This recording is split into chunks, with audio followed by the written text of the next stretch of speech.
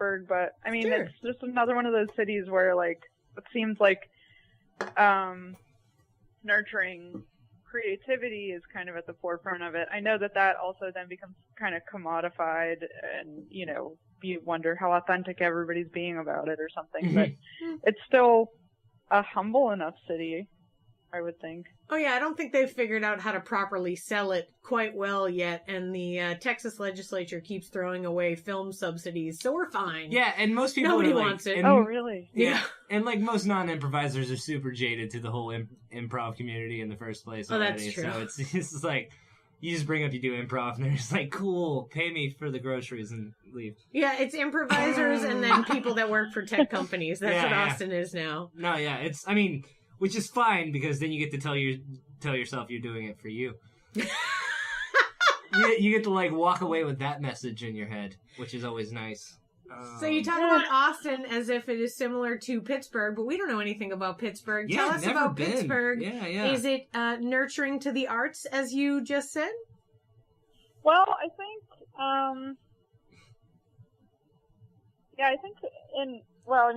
the comedy scene definitely, and the music scene. So whenever I left Pittsburgh from college, I was kind of more immersed in like going to, in like kind of the music scene world. Not because I played any music, but I just had a lot of friends who, you know, were music lovers, and we'd go to see different people's shows at different bars. There was like a collective where young people could sort of host their own shows and bring their own like other small bands in from out of town. And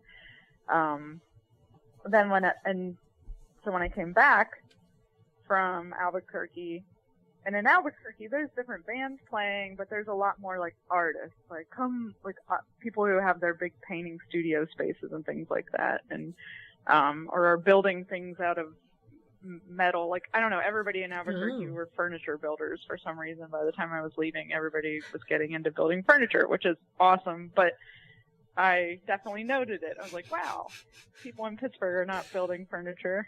So I don't know what that difference is, but yeah, I don't know. Everybody's going to need a good sit down soon. Everybody's going to need to compose themselves very People in soon. Pittsburgh were like, don't sit down. Yeah. We have no good tables. Just keep it moving. You know, if I dug in a little deeper, I mean, these are all just my, like, just guesses I'm making, but yeah, like the weather and everything definitely makes things different, obviously. Like in Albuquerque, one reason I loved it is like the sky's so big, like everything's spread out, and people seem to just value sitting around and like time passing by a little bit more than, I guess, on the East Coast. And even in Pittsburgh, things are just faster. Yeah. And the weather's different, so maybe people can't be in their backyard like for 8 months sanding a bench or something. So those kind of differences. That's a good way to really value your time, is just sand a bench. 8 months. Yeah. The time flies. Oh my God. Every time I sand a bench, I'm like, whoa, what happened to the past 3 years of my life? Whoa. Maybe I'll carve a flower into this bench, and then your kids are all grown up by the time you're done.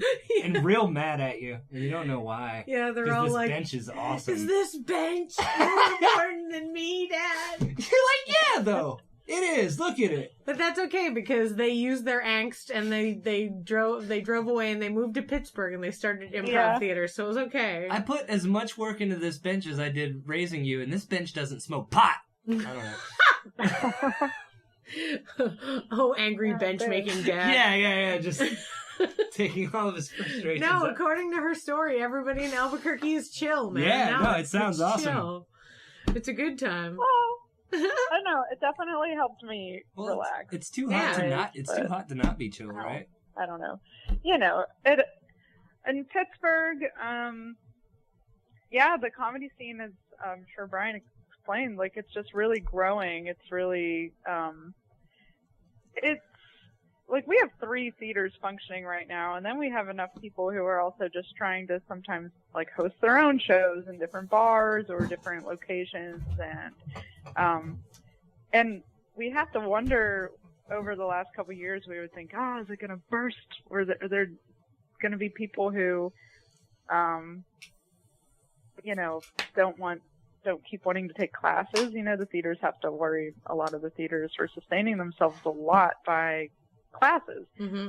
But classes keep getting filled up, and but more people are moving to Pittsburgh because of different, Google offices are here, and there's different tech industry stuff happening here in Pittsburgh. So more people are moving in, and then like more younger people, and then they're looking for things to do. And so I think that it's a nice time to sort of be here if you're looking to build, dig into your art, Yeah. You could probably find something. Yeah, I've been calling the bubble popping in Austin for way too long. No. Like I just remember just being like really pessimistic about how quick all of this was going to come and go, and it's a much more gradual process than I thought ahead of time, which is great, which is good. I would love to savor this moment as long as possible. Well, I mean, I was just thinking the same thing about Pittsburgh that I imagine is sort of what keeps Austin going, which is that there's schools, like colleges in the vicinity,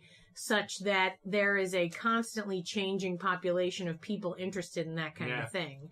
I mean, we have plenty of friends, and I'm sure you do too, who are people who are like older people that get involved in improv. People who like, have a job, and then one day they turn 60 and they're like, okay, I'm going to take a class. And there's a handful of that crowd, but mostly people who are involved in this are in their like 20s. Yeah. So there's a never-ending supply of college students and, grad students from all sorts of colleges that like can find their way in. For the improv theaters to feed off of, Yeah, I mean... Yeah, I think in Pittsburgh, I mean, and I can't remember exactly the layout of Austin, but the neighborhoods in Pittsburgh, the city is kind of built around 3 rivers that kind of meet, like 2 rivers meet in a point and make a third river. And then the history of the city is that it built up so quickly and industrialized so quickly. There's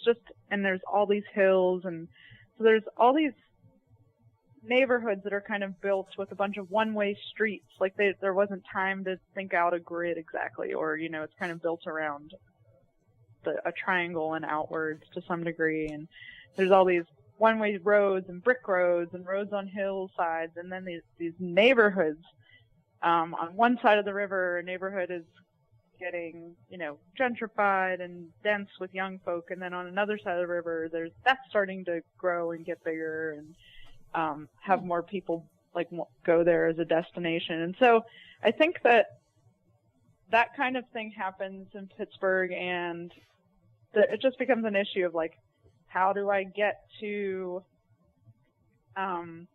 do college kids get connected to a theater easily, or do they just start their own thing at the university? And I think these are a lot of issues in our city, as it's kind of getting a lot of new college and university students, and then it's getting people who are like young adults who have graduated and are like getting these tech jobs. And I think it's an interesting thing for people who are trying to start theaters to try to, or do anything, to try to have faith that people will get on a bus or get in their car or get on their bike and cross the river to come to them.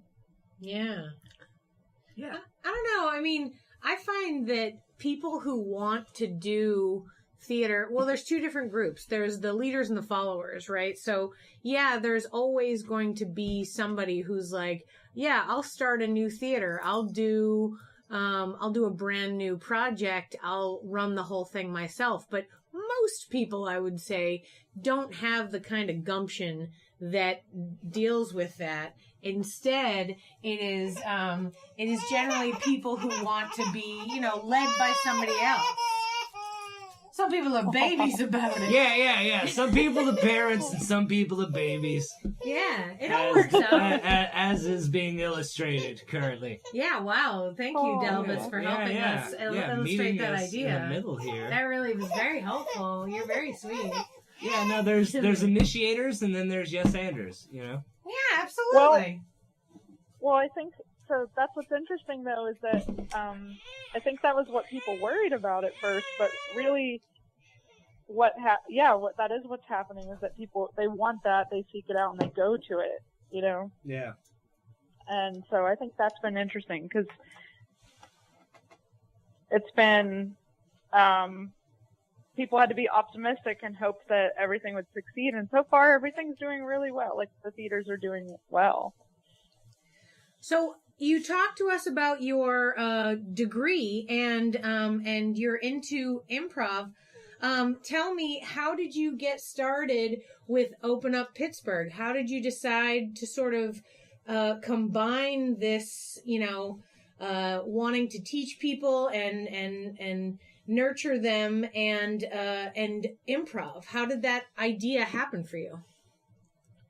I was teaching at a school for kids who had, it was a special education school, so I got my special ed teaching degree in Pittsburgh when I moved back. There was a year program that I went through, and then I was at a school where the kids I was working with really had a hard time communicating when they're upset. A lot of them couldn't talk, and there was a lot of physical,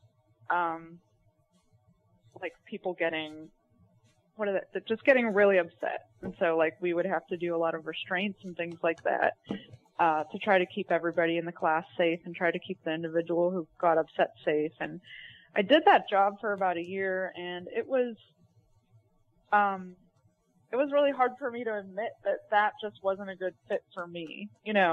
I think that my heart was like, I want to do this work, and I see that other people can do this work and don't seem to be as bothered by it. So I want to, stick with it and see if that's, maybe I just need to get over a hump or something, and it took me a little bit to admit that I just couldn't. I was going into work and I just, was getting so stressed out. I would go home and I would just be jumpy, and it's just because most of the people I worked with at any time could get upset or frustrated, and then I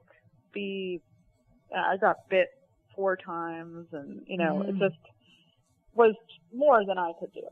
So I took time. I left that job, and then I just really tried to think about I really needed time to sort of rehabilitate and think about what I wanted to do. And I loved improv. That was something that was really lighting me up. And I had learned and heard that improv social skills have been helpful for people with autism in particular. And there's different classes in Chicago and in a couple other places in the country where they used improv to teach social skills. And that really interested me. And I got a grant to Pittsburgh Greater Arts Council. They had grants for people who, set out proposals for ways to learn more about an art they were interested in, or to help sort of jumpstart a career. And I applied to see if I could go visit a group called Shenanigans. Now, at the time it was called Shenanigans in Atlanta, Georgia. Now it's called Autism Improvised. And they've been functioning, doing different classes, different sessions of classes for people with autism, and I went and watched some of those and learned about those classes and tried to start wrapping my mind around what it would mean to do that in Pittsburgh. And at the time, I also had this curiosity. I was like, wow, I'm not working right now. And my partner kind of supported me in allowing me to think through what I would want to do as I took some time off. And I thought, well, I'm not working right now. I always was interested in becoming a yoga teacher, doing a yoga training. Maybe I should do that. And I had some money saved up, and I took a yoga training. And then I was really dreaming big. I'm like, maybe these things can come together, because I saw a lot of overlap between yoga, mindfulness, and improv. And just the requirement to sort of be present, or at least practice. I don't know, it's not a requirement, but it's a practice of being present, both improv and yoga. Yeah. And and so I saw some potential there for kind of, well, what if I offered to teach yoga or improv, in particular for people with high support needs, and there's not really a niche there didn't seem to be anybody doing that in Pittsburgh.